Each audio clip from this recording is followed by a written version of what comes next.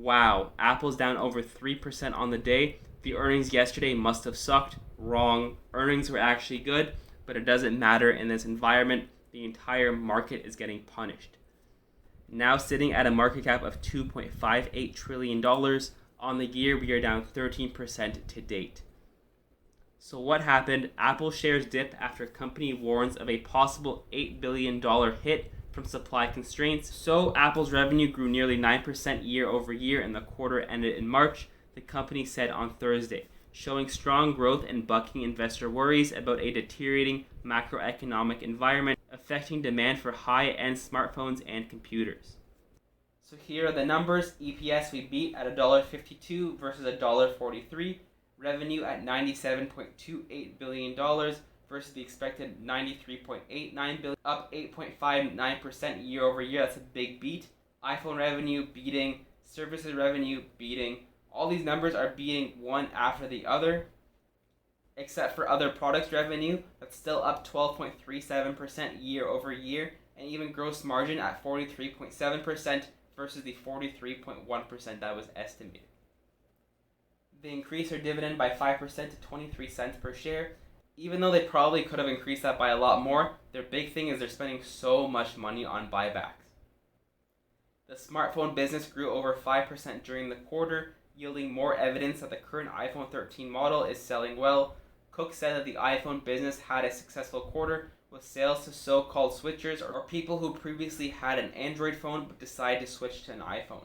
We had a record level of upgraders during the quarter, and we grew switchers strong double digits.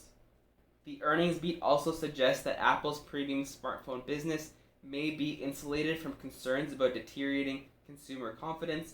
The increase in sales also came despite a difficult year-over-year iPhone comparison since the new iPhones were launched earlier in 2021. Elsewhere, Mac computers continued to grow strongly after Apple transitioned its lineups to use its M1 chips instead of Intel processors. Sales were up nearly 15% year over year to $10.44 billion.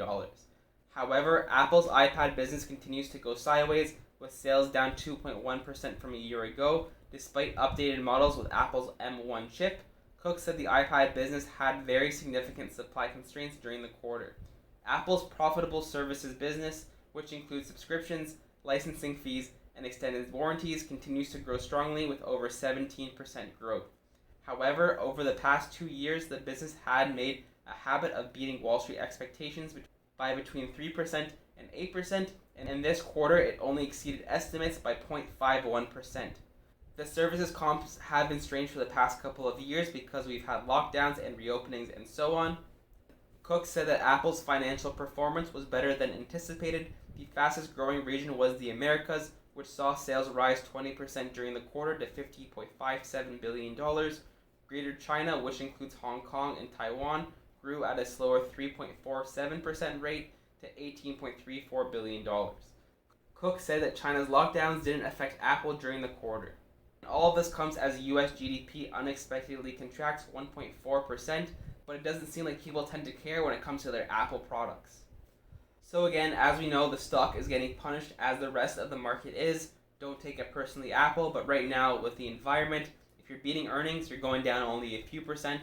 If your earnings are okay, you're going down 10%. And if your earnings are bad and you miss, you're going down 20+%. So we have this blue trend line that we bounced off of a few times in the past 1 year. But as we've seen with Amazon, even though Amazon's earnings were a lot worse than Apple's, even though something's been trading in a range, it can break that support and go much, much lower. Now, I don't necessarily know if we're going to see that with Apple, similar to Microsoft, and their earnings very stable. Both companies beating very, very nicely. There's a reason why they're number 1 and 2 in terms of market cap. Right now, the market is not healthy. If we zoom out and take a look at the weekly time frame, we're sitting between both moving averages, the 50 and the 20. Zooming out, the 50 has been a very, very key area. Whenever we're below it, has been a very strong buying opportunity. Really, the way I'm looking at it, the closer we get to 150 and anything below is a buying opportunity when it comes to Apple, a company you definitely want to hold for the long term and has been holding up for the short term. Let me know in the comments below, what do you think of Apple's earnings? Otherwise, that's the end of my video. Thank you very much for watching.